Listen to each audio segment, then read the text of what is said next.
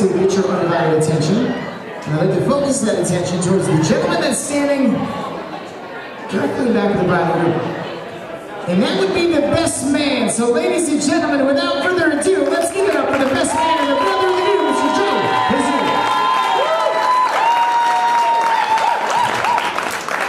Hello. Oh, I don't like microphones. Okay. So thank you all for being here tonight. Especially thanks to Mark and Michelle. I know we were busy today, so thanks for making it out tonight.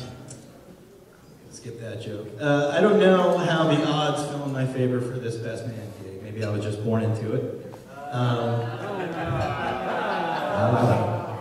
Being born the younger sibling has more benefits, I suppose, than you would think. You see, Mark was basically the, as my older brother, was the first experiment in continuing the Pizula bloodline. And luckily, they got all the kinks out and perfected it right here. So that worked out well for me. You know, and I've been preparing this speech for a while now, thinking at the same time how scary it is to do public speaking.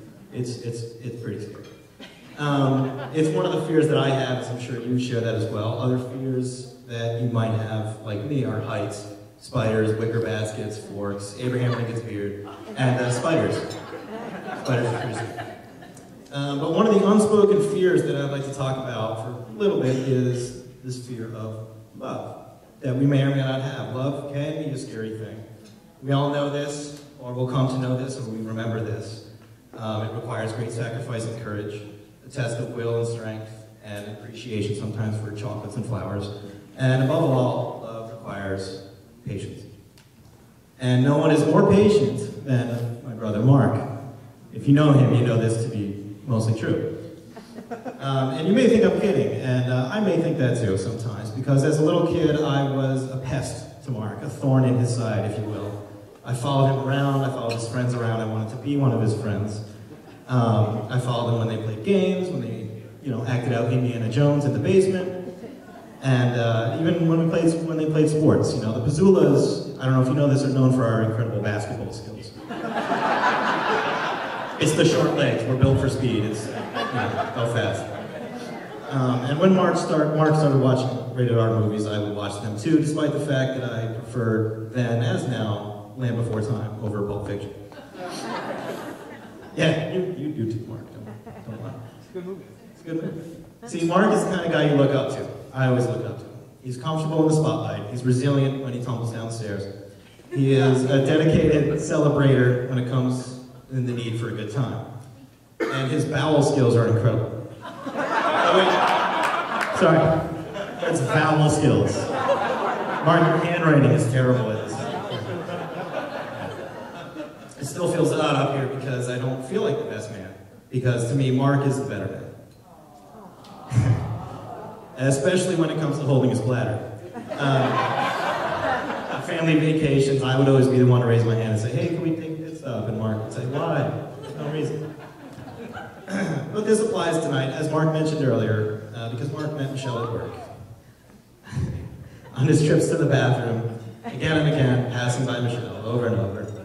And to the point where she started to wonder, who is this guy? What's wrong with him? He either has the smallest bladder in the world, which is entirely possible if you know our family. Or maybe there could be some kind of spark here. Maybe he's going by for some other reason. And maybe he sees what I see. This is what you would say to yourself. Which is a great smile and a positive energy. And it turns out, Michelle, that he did see that in you and more. According to legend, Mark and Michelle's first date was a movie date. And I hear that Michelle absolutely swooned when Mark told her how excited he was to share the 12-hour Lord of the Rings marathon. Swooned. All over. And like those furry little hobbits, Mark and Michelle have endured through days and weeks trekking across the office to the bathroom, heading to and from the bathroom, and offering a passing smile, a nod, a hello, and eventually a conversation. They endured meeting each other's families, young and old. They powered through every iteration of Dawn of the Dead that exists on DVD, and likely Alien, too.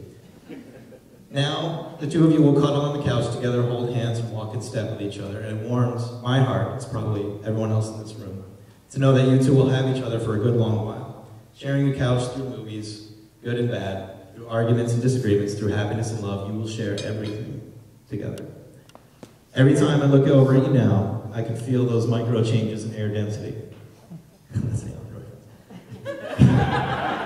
It's amazing what goes on between the two of you, it truly is.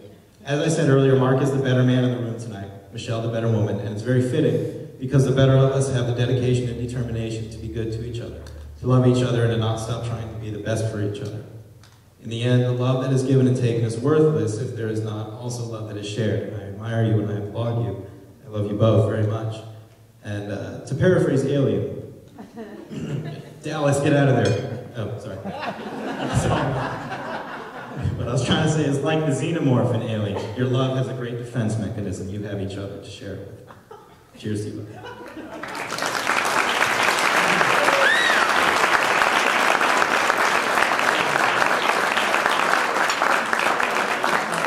That's it. Thank you very much, Joe. And now we're going to turn the microphone over to the groom. So